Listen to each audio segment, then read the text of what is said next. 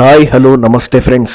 ಇತ್ತೀಚೆಗೆ OTTಗೆ ಬಂದ ಸಿನಿಮಾಗಳ ಪೈಕಿ ಎಲ್ಲರೂ ತುಂಬಾ ಇಷ್ಟಪಟ್ಟ ಸಿನಿಮಾ ಅಂದ್ರೆ ಅದು ಲಕ್ಕಿ ಭಾಸ್ಕರ್. ಒಂದೇ ಒಂದು ಫೈಟ್ ಇಲ್ಲ, ದೊಡ್ಡ ದೊಡ್ಡ ಗ್ರಾಫಿಕ್ಸ್ ಇಲ್ಲ, ದೃಶ್ಯ ವೈಭವಕ್ಕಾಗಿ ಯಾವ ಸರ್ಕಸ್ ಕೂಡ ಮಾಡಿಲ್ಲ. ಆದ್ರೂ ಕೂಡ ಈ ಸಿನಿಮಾ ನೋಡಿದವರು ಸೂಪರ್ ಅಂತ ಹೇಳಿದ್ರು. ಸಿನಿಮಾ ಕಥೆಯಿಂದ ಹಿಡಿದು ಆಕ್ಟಿಂಗ್ ತನಕ ಎಲ್ಲರೂ ಸಿನಿಮಾವನ್ನ ಇಷ್ಟಪಟ್ಟಿದ್ದು ಒಂದು ವಿಚಾರವಾದರೆ ನಟ ದುಲ್ಕರ್ ಸಲ್ಮಾನ್ ಕೆರಿಯರ್ ಬಗ್ಗೆ ಕೂಡ ಬಹಳ ಚರ್ಚೆ ಆಗ್ತಾ ಇದೆ. ಪ್ಯಾನ್ ಇಂಡಿಯಾ ಕಾನ್ಸೆಪ್ಟ್ ಫಾಲೋ ಮಾಡೋ ಸಲುವಾಗಿ ದೊಡ್ಡ ದೊಡ್ಡ ಹೀರೋಗಳು ಎನಿಸಿಕೊಂಡವರು ಇನ್ನಿಲ್ಲದ ಶ್ರಮವನ್ನ ಹಾಕ್ತಾ ಇದ್ರೆ ಸೈಲೆಂಟ್ ಆಗಿ ದುಲ್ಕರ್ ಪ್ಯಾನ್ ಇಂಡಿಯಾ ಸ್ಟಾರ್ ಆಗ್ತಾ ಇದ್ದಾರೆ. ಲಕ್ಕಿ ಭಾಸ್ಕರ್ ದುಲ್ಕರ್ ಕೆರಿಯರ್ಗೆ ದೊಡ್ಡ ಮಟ್ಟದಲ್ಲಿ ಬ್ರೇಕ್ ಕೊಟ್ಟಿದೆ ಅನ್ನೋದ್ರಲ್ಲಿ ಯಾವ ಡೌಟು ಇಲ್ಲ. ಹಾಗಿದ್ರೆ ಲಕ್ಕಿ ಭಾಸ್ಕರ್ನ ಯಾಕೆ ಕೊಂಡಾಡಬೇಕು, ಎಲ್ಲಿದ್ದ ದುಲ್ಕರ್ ಈಗ ಎಲ್ಲಿಗೆ ಬಂದಿದ್ದಾರೆ ಎಲ್ಲವನ್ನ ಹೇಳ್ತೀವಿ. ಅದಕ್ಕೂ ಮುಂಚೆ ಲಕ್ಕಿ ಭಾಸ್ಕರ್ ಸ್ಟೋರಿನ ಕ್ವಿಕ್ ಆಗಿ ಹೇಳ್ಬಿಡ್ತೀನಿ. ಈ ಗ್ಯಾಪ್ನಲ್ಲಿ ನೀವು ಮಿನಿಟ್ ಮೇಡ್ ಚಾನಲ್ ಅನ್ನ ಫಾಲೋ ಮಾಡಿ, ಸಬ್ಸ್ಕ್ರೈಬ್ ಮಾಡಿ. ಸಿನಿಮಾ 1989ರ ಕಾಲಘಟ್ಟದಲ್ಲಿ ನಡೆಯೋದನ್ನ ಆರಂಭದಲ್ಲೇ ತೋರಿಸ್ತಾರೆ. ಭಾಸ್ಕರ್ ಅನ್ನೋ ಮಧ್ಯಮ ವರ್ಗದ ಬ್ಯಾಂಕ್ ಉದ್ಯೋಗಿ ಜೀವನ ಓಪನ್ ಆಗ್ತಾ ಹೋಗುತ್ತೆ. ಆತನಿಗಿದ್ದ ಕಷ್ಟಗಳು, ಸಾಲಗಳನ್ನ ನೋಡಿದ್ರೆ ಮಧ್ಯಮ ವರ್ಗ ಅಂತ ಹೇಳೋದಕ್ಕೂ ಹಿಂದೆ ಮುಂದೆ ನೋಡ್ಬೇಕೇನೋ ಅನ್ನೋ ಹಾಗಿರುತ್ತೆ. ಜೀವನದಲ್ಲಿ ಒಂದು ಟರ್ನಿಂಗ್ ಪಾಯಿಂಟ್ ಸಿಕ್ಕಿದ್ರೆ ಸಾಕು ಅಂತ ಕಾಯ್ತಾ ಇದ್ದವನಿಗೆ ಇಂದಲ್ಲ ನಾಳೆ ಅಸಿಸ್ಟೆಂಟ್ ಮ್ಯಾನೇಜರ್ ಆಗೇ ಆಗ್ತೀನಿ ಅನ್ನೋ ಬಲವಾದ ಭರವಸೆ ಇರುತ್ತೆ. ಆದ್ರೆ ಅದಕ್ಕೆ ಕೊಕ್ಕೆ ಬಿದ್ದು ಡಿಪ್ರೆಷನ್ಗೆ ಹೋಗೋ ಸಿಚುವೇಶನ್ ನಲ್ಲಿ ಇನ್ನೊಂದು ತಿರುವು ಸಿಗುತ್ತೆ. ಅಕ್ರಮ ಎನಿಸಿದ್ರು ಅದನ್ನ ಸಕ್ರಮ ಮಾಡ್ಕೊಳ್ಳೋದು ಹೇಗೆ ಅಂತ ಪ್ಲಾನ್ ಮಾಡಿ ಕೊನೆಗೂ ಅದರಲ್ಲಿ ಭಾಸ್ಕರ್ ಸಕ್ಸಸ್ ಆಗ್ತಾನೆ. ಕೆರೆಯ ನೀರನ್ನ ಕೆರೆಗೆ ಚೆಲ್ಲಿ ಅನ್ನೋ ಹಾಗೆ ಬ್ಯಾಂಕ್ನ ಹಣವನ್ನ ಎತ್ತಿ ಮತ್ತೆ ಅದನ್ನ ಬ್ಯಾಂಕ್ಗೆ ಸೇರಿಸ್ತಾ ಇರ್ತಾನೆ. ವಾಸ್ತವದಲ್ಲಿ ಆತ ಹಣವನ್ನ ಕದೀತಾ ಇರಲಿಲ್ಲ, ಆದ್ರೆ ಬಳಸಿಕೊಳ್ತಾ ಇದ್ದ.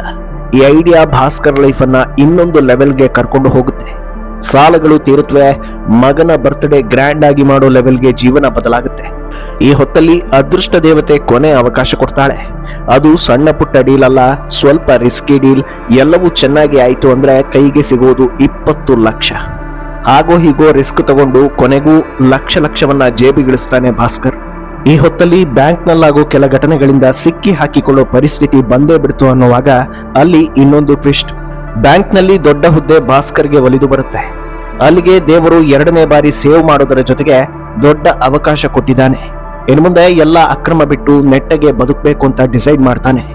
ಆದರೆ ಈ ಹೊತ್ತಲ್ಲಿ ಅರ್ಧ ಸಿನಿಮಾ ಮಾತ್ರ ಮುಗಿಯೋದ್ರಿಂದ ಇನ್ನರ್ಧ ಸಿನಿಮಾದಲ್ಲಿ ಮತ್ತಷ್ಟು ಟ್ವಿಸ್ಟ್ಗಳು ಬಾಕಿ ಉಳ್ಕೊಳ್ಳುತ್ತೆ.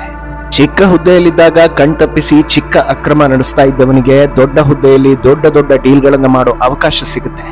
ಲೆಕ್ಕದಲ್ಲಿ ಚಾಲಾಕಿಯಾಗಿದ್ದ ಭಾಸ್ಕರ್ ಬ್ಯಾಂಕ್ ಆಪ್ತರ ವ್ಯವಹಾರಗಳನ್ನ ತಿಳಿದುಕೊಂಡು ಶೇರ್ ಬಿಸ್ನೆಸ್ಗೆ ಕೈ ಹಾಕ್ತಾನೆ. ಅಲ್ಲಿಂದ ಭಾಸ್ಕರ್ಗೆ ಹೊಡೆಯೋ ಜಾಕ್ಪಾಟ್ ಶ್ರೀಮಂತಿಕೆಯಲ್ಲಿ ತೇಲಾಡುವಂತೆ ಮಾಡುತ್ತೆ.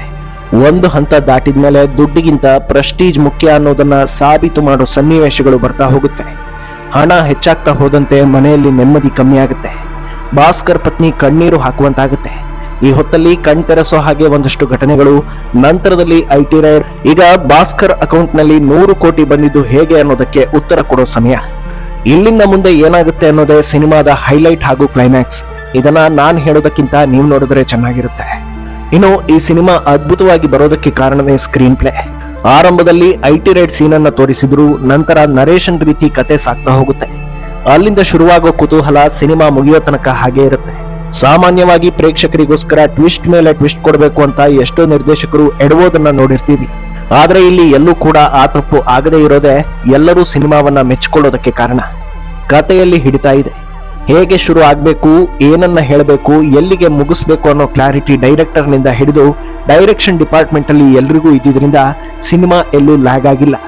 ಇನ್ನು ಸ್ಕ್ರೀನ್ ಪ್ಲೇ ಇಷ್ಟ ಆಗೋದಕ್ಕೆ ಕಾರಣ ಕತೆ ಸರಾಗವಾಗಿ ಸಾಗೋದು.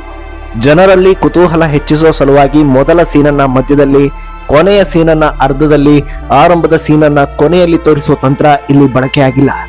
ಇನ್ನು ಸಂಭಾಷಣೆಗಳು ಕೂಡ ಈ ಸಿನಿಮಾದ ಬಿಗ್ಗೆಸ್ಟ್ ಸ್ಟ್ರೆಂತ್. ಕೆಲವೊಂದನ್ನ ಯಾವಾಗ ಆರಂಭಿಸ್ತೀವಿ ಅನ್ನೋದಕ್ಕಿಂತ ಯಾವಾಗ ನಿಲ್ಲಿಸ್ತೀವಿ ಅನ್ನೋದು ಮುಖ್ಯ ಅನ್ನೋದನ್ನ ಹೈಲೈಟ್ ಮಾಡಿದ್ದಾರೆ. ಅರ್ಥಾತ್ ಹೋಗ್ತಾ ಇರೋ ದಾರಿ ತಪ್ಪು ಅಂತ ಗೊತ್ತಿದ್ರು ಚೆನ್ನಾಗಿದೆ ಹೀಗೆ ಇರ್ಲಿ ಅಂತ ಸುಮ್ಮನಿರೋದಕ್ಕಿಂತ ಸಮಯ ನೋಡಿ ಸರಿದಾರಿಗೆ ಬರೋದು ಜೀವನದಲ್ಲಿ ಮುಖ್ಯವಾಗುತ್ತೆ ಅಂತ ಹೇಳ್ತಾರೆ. ಹಾಡುಗಳು ಡೈಲಿ ಕೇಳಲೇಬೇಕು ಅನ್ನೋಷ್ಟು ಚೆನ್ನಾಗಿಲ್ಲದೆ ಇದ್ರು ಸಿಂಪ್ಲಿ ಸೂಪರ್ ಅನ್ನೋ ಹಾಗೆ ಕೇಳಿಸ್ಕೊಂಡು ಹೋಗುತ್ತವೆ. ಇನ್ನು ಆಕ್ಟಿಂಗ್ ವಿಚಾರಕ್ಕೆ ಬಂದ್ರೆ ದುಲ್ಕರ್ ಅಲ್ಟಿಮೇಟ್ ಅನ್ನಿಸ್ತಾರೆ. ಇಂಥ ಸಿನಿಮಾಗಳು ದುಲ್ಕರ್ಗೆ ಬಿಟ್ರೆ ಬೇರೆ ಯಾರಿಗೂ ಸೆಟ್ ಆಗಲ್ಲ ಅನ್ನುವಷ್ಟು ಈ ಪಾತ್ರಕ್ಕೆ ಸೂಟ್ ಆಗಿದ್ದಾರೆ. ಇನ್ನು ನಾಯಕಿ ಮೀನಾಕ್ಷಿ ಚೌಧರಿಗೆ ಇದು ಆಕ್ಟಿಂಗ್ಗೆ ಸ್ಕೋಪ್ ಇರೋ ಪಾತ್ರ ಆಗಿರೋದ್ರಿಂದ ಇನ್ನಷ್ಟು ಅವಕಾಶಗಳು ಈ ಸಿನಿಮಾದಿಂದ ಬಂದೇ ಬರುತ್ತವೆ. ಡಿ ಗ್ಲಾಮರ್ ರೋಲ್ ಆಗಿದ್ರು ಮೀನಾಕ್ಷಿ ಸ್ಕ್ರೀನ್ ಪ್ರೆಸೆನ್ಸ್ ಬ್ಯೂಟಿಫುಲ್. ಉಳಿದಂತೆ ಚೈಲ್ಡ್ ಆರ್ಟಿಸ್ಟ್ ನಿಂದ ಹಿಡಿದು ಪ್ರತಿಯೊಬ್ಬರು ಕೂಡ ತಮ್ಮ ಪಾತ್ರಕ್ಕೆ ನ್ಯಾಯವನ್ನು ಸಲ್ಲಿಸಿದ್ದಾರೆ. ಇನ್ನು ದುಲ್ಕರ್ ಕೆರಿಯರ್ಗೆ ಈ ಸಿನಿಮಾ ದೊಡ್ಡ ತಿರುವು ಕೊಟ್ಟಿದೆ ಅನ್ನೋದನ್ನ ಹೇಳಿದ್ವಿ. ಅದನ್ನ ಹೇಳೋದಕ್ಕೆ ಮುಂಚೆ ದುಲ್ಕರ್ ಕೆರಿಯರ್ ಅನ್ನ ಮೆಲುಕು ಹಾಕಲೇಬೇಕು. ಕೇರಳದಿಂದ ಆಚೆಗೆ ದುಲ್ಕರ್ ಅನ್ನ ವ್ಯಾಪಕವಾಗಿ ಪರಿಚಯಿಸಿದ್ದ ಸಿನಿಮಾ ಅಂದ್ರೆ ಅದು ಬ್ಯಾಂಗ್ಳೂರ್ ಡೇಸ್. ಈ ಸಿನಿಮಾ ದೊಡ್ಡ ಅಲೆಯನ್ನ ಎಬ್ಬಿಸಿತು. ಸಿಂಪಲ್ ಸ್ಟೋರಿ, ಅದ್ಭುತ ಸ್ಕ್ರೀನ್ ಪ್ಲೇ, ಬೇರೆ ರಾಜ್ಯಗಳ ಜನರಿಗೆ ಮಲಯಾಳಂ ಸಿನಿಮಾ ಹೀಗೆಲ್ಲ ಇರುತ್ತಾ ಅನ್ನೋ ಫೀಲ್ ಕೊಟ್ಟಿತ್ತು. ಆ ಟೈಮ್ನಲ್ಲಿ ಹೊರಗಿನ ಜನರಿಗೆ ಅಂದ್ರೆ ಹೆಚ್ಚಿನವರಿಗೆ ದುಲ್ಕರ್, ನಿವಿನ್ ಪೌಲಿ ಬಿಟ್ಟು ಮತ್ಯಾರು ಅಷ್ಟೊಂದು ಪರಿಚಯ ಇರಲಿಲ್ಲ. ಆ ಟೈಮ್ನಲ್ಲಿ ದುಲ್ಕರ್ ರ ಚಾರ್ಲಿ, ವಿಕ್ರಮಾದಿತ್ಯನ್ ಸೇರಿ ಹಲವು ಸಿನಿಮಾಗಳನ್ನ ಜನರು ಇಷ್ಟಪಟ್ಟಿದ್ರು. ಅಂದಹಾಗೆ ಮಲಯಾಳಂ ಇಂಡಸ್ಟ್ರಿಯಲ್ಲಿ ದುಲ್ಕರ್ಗೆ ಕೆರಿಯರ್ ಬಿಲ್ಡ್ ಮಾಡೋದು ಕಷ್ಟ ಏನೂ ಇರಲಿಲ್ಲ. ಯಾಕಂದ್ರೆ ಅವರ ತಂದೆ ಮೆಗಾಸ್ಟಾರ್ ಮಮ್ಮೂಟಿ. ಆದರೆ ಅಪ್ಪನ ಛಾಯೆಯಿಂದ ಹೊರಬಂದು ದುಲ್ಕರ್ ತಮ್ಮದೇ ಬಳಗವನ್ನ ಬೆಳೆಸಿಕೊಂಡಿದ್ದು ಮಾತ್ರ ಮಲಯಾಳಂನಿಂದ ಆಚೆಗೆ, ಅದರಲ್ಲೂ ಟಾಲಿವುಡ್ನಲ್ಲಿ ಹೀರೋಗಳಿಗೇನು ಕಮ್ಮಿ ಇಲ್ಲ. ಎಷ್ಟೋ ಸೂಪರ್ ಸ್ಟಾರ್ಗಳ ಮಕ್ಕಳು ಇನ್ನೂ ಒಂದು ಹಿಟ್ ಕೊಡೋದಕ್ಕೆ ಸ್ಟ್ರಗಲ್ ಮಾಡ್ತಾ ಇದ್ರೆ, ದುಲ್ಕರ್ ತೆಲುಗಿನಲ್ಲಿ ತಮ್ಮದೇ ಫ್ಯಾನ್ ಬೇಸ್ ಹೊಂದಿದ್ದಾರೆ. ಮಹಾನಟಿಯಲ್ಲಿ ಜಮಿನಿ ಗಣೇಶನ್ ಪಾತ್ರದಿಂದ ಟಾಲಿವುಡ್ ಅಂಗಳಕ್ಕೆ ಕಾಲಿಟ್ಟ ದುಲ್ಕರ್ಗೆ ಅದೃಷ್ಟದ ಬಾಗಿಲು ಅಲ್ಲೇ ಓಪನ್ ಆಗಿತ್ತು ಅಂದ್ರೆ ಖಂಡಿತ ತಪ್ಪಿಲ್ಲ. ಅದಾದ ಬಳಿಕ ಸೀತಾರಾಮಂ, ಈಗ ಲಕ್ಕಿ ಭಾಸ್ಕರ್, ಇದೆಲ್ಲದರ ಮೂಲ ವರ್ಷನ್ ತೆಲುಗೆ. ಇಲ್ಲಿ ದುಲ್ಕರ್ ಅದೃಷ್ಟ ಅನ್ನೋದಕ್ಕಿಂತ ಹೆಚ್ಚಾಗಿ ಅವರ ಸ್ಟೋರಿ ಸೆಲೆಕ್ಷನ್ ಅನ್ನು ಕೂಡ ಮೆಚ್ಚಿಕೊಳ್ಳಲೇಬೇಕು. ಮಹಾನಟಿ ಹೀರೋಯಿನ್ ಓರಿಯೆಂಟೆಡ್ ಸಿನಿಮಾ ಆಗಿದ್ರಿಂದ ಅಲ್ಲಿ ಕೀರ್ತಿ ಸುರೇಶ್ಗೆ ಹೆಚ್ಚಿನ ಸ್ಕೋಪ್ ಇತ್ತು. ಅಲ್ಲದೆ ಹಿರಿಯ ನಟಿ ಸಾವಿತ್ರಿ ಬಯೋಪಿಕ್ ಆಗಿದ್ರಿಂದ ರಿಲೀಸ್ಗೂ ಮುನ್ನವೇ ಹೈಪ್ ಕ್ರಿಯೇಟ್ ಆಗಿತ್ತು. ಆದರೆ ಸಿಂಪಲ್ ಆಗಿ ಯಾವುದೇ ಅಬ್ಬರ ಇಲ್ಲದೆ ಬಂದ ಸಿನಿಮಾಗಳು ಅಂದ್ರೆ ಅದು ಸೀತಾರಾಮಂ ಹಾಗೂ ಲಕ್ಕಿ ಭಾಸ್ಕರ್. ಈ ಎರಡೂ ಸಿನಿಮಾಗಳ ಬಿಸ್ನೆಸ್ 100 ಕೋಟಿ ದಾಟಿತ್ತು. ಇನ್ನು ತಮಿಳಲ್ಲೂ ಕೂಡ ಕಮಾಲ್ ಮಾಡಿರೋ ದುಲ್ಕರ್ ಓಕೆ ಕಣ್ಮಣಿ ಹಾಗೂ ಕಣ್ಣುಂ ಕಣ್ಣುಂ ಕೊಲ್ಲೆ ಅಡಿತಾಳನ್ನೋ 2 ಸೂಪರ್ ಹಿಟ್ ಸಿನಿಮಾಗಳನ್ನ ಕೊಟ್ಟಿದ್ದಾರೆ. ಹಾಗೆ ನೋಡಿದ್ರೆ ಅವರ ಮೂಲ ಮಲಯಾಳಂ ಇಂಡಸ್ಟ್ರಿಗಿಂತಲೂ ದುಲ್ಕರ್ ಕ್ರೇಜ್ ಹೊರಗಡೆ ಇದೆ ಅಂದ್ರೆ ತಪ್ಪಾಗ್ಲಿಕ್ಕಿಲ್ಲ. ಇನ್ನು ಮೂಲ ಇಂಡಸ್ಟ್ರಿಯಲ್ಲಿ ಫ್ಯಾನ್ ಬೇಸ್ ಉಳಿಸಿಕೊಳ್ಳೋದಕ್ಕೆ ದುಲ್ಕರ್ ಟ್ರೈ ಮಾಡಿಲ್ಲ ಅಂತಲೂ ಹೇಳೋಕ್ಕಾಗೋದಿಲ್ಲ. ಆದ್ರೆ ಯಾವುದೂ ಕೂಡ ಕೈ ಹಿಡಿಯಲಿಲ್ಲ. ಈ ಹೊತ್ತಲ್ಲಿ ಕಿಂಗ್ ಆಫ್ ಕೋತಾ ಅನ್ನೋ ಅಲ್ಟ್ರಾ ಮಾಸ್ ಸಿನಿಮಾ ಬಂತು. ಮ್ಯೂಸಿಕ್ ಇಂದ ಹಿಡಿದು ಎಲ್ಲವೂ ಪಕ್ಕಾ ಮಾಸ್ ಫೀಲ್ ಕೊಡ್ತಾ ಇತ್ತು. ಆದ್ರೆ ಕತೆ ಜನರಿಗೆ ರುಚಿಸಲಿಲ್ಲ. ಮಲಯಾಳಂ ಇಂಡಸ್ಟ್ರಿಯಲ್ಲಿ ತಮಿಳ್ ಸ್ಟೈಲ್ ಮಾಸ್ ವರ್ಕ್ ಆಗಲ್ಲ, ಅದರಲ್ಲೂ ದುಲ್ಕರ್ಗೆ ಇಂಥ ರೋಲ್ಗಳು ಸೆಟ್ ಆಗಲ್ಲ ಅನ್ನೋ ಒಪಿನಿಯನ್ಗಳು ಬಂದ್ವು. ಈಗ ಲಕ್ಕಿ ಭಾಸ್ಕರ್ ಮೂಲಕ ಮತ್ತೆ ಬ್ಯಾಕ್ ಟು ಫಾರ್ಮ್ಗೆ ಬಂದಿದ್ದಾರೆ ದುಲ್ಕರ್. ಈ ಸಿನಿಮಾ ಆಲ್ರೆಡಿ OTTಗೆ ಬಂದಿದೆ. ನೆಟ್ಫ್ಲಿಕ್ಸ್ ನಲ್ಲಿ ಈ ಸಿನಿಮಾ ಅವೈಲಬಲ್ ಇದೆ. ಕನ್ನಡದಲ್ಲೂ ಕೂಡ ಈ ಸಿನಿಮಾವನ್ನ ನೋಡಬಹುದು. ಇನ್ನೂ ಯಾರಾದರೂ ಈ ಸಿನಿಮಾ ನೋಡಿಲ್ಲ ಅಂದ್ರೆ ಮಿಸ್ ಮಾಡದೆ ನೋಡಿ. ಆಲ್ರೆಡಿ ನೋಡಿದ್ದವರು ನಿಮ್ಮ ಅಭಿಪ್ರಾಯವನ್ನ ಕಮೆಂಟ್ ನಲ್ಲಿ ಹೇಳಿ. ಮಿನಿಟ್ ಮೇಡ್ ಚಾನಲ್ ಅನ್ನ ಫಾಲೋ ಮಾಡಿ, ಸಬ್ಸ್ಕ್ರೈಬ್ ಮಾಡಿ.